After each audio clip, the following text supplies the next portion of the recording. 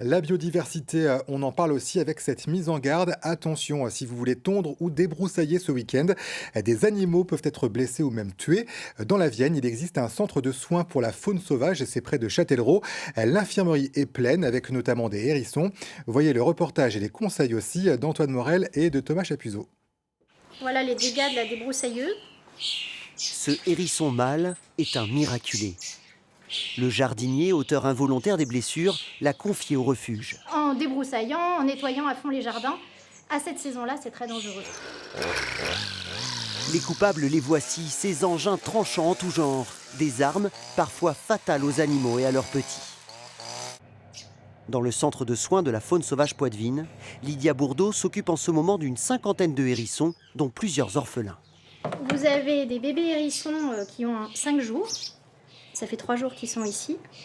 Donc biberon toutes les 2 heures. Qu'est-ce qui lui est arrivé à lui alors? Sa maman est passée dans un robot tondeuse. En fait, les robots tondeuses sont les ennemis des hérissons.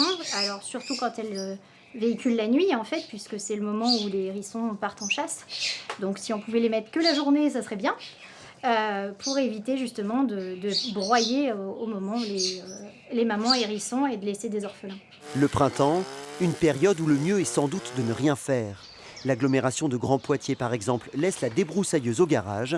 Thomas Rodier travaille à la direction nature et biodiversité. Ici, il n'y a pas d'enjeu particulier d'usage, de mise en sécurité.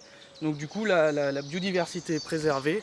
On laisse la végétation spontanément pousser. L'idée, c'est de regarder avant la biodiversité en place.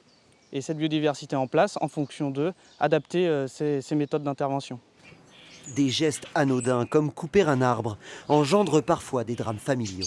Le nid avait été fait dans un arbre, l'arbre a été abattu, la mère a été tuée dans la chute de l'arbre et elle s'est pris l'arbre ou des branches. En fait, elle était donc très choquée, traumatisée. Depuis ce week-end, on commence à avoir une nette amélioration, elle garde ses biberons et la locomotion est meilleure. Dans quelques mois, la petite fouine retrouvera sa liberté et un nouvel arbre, le plus loin possible des tronçonneuses.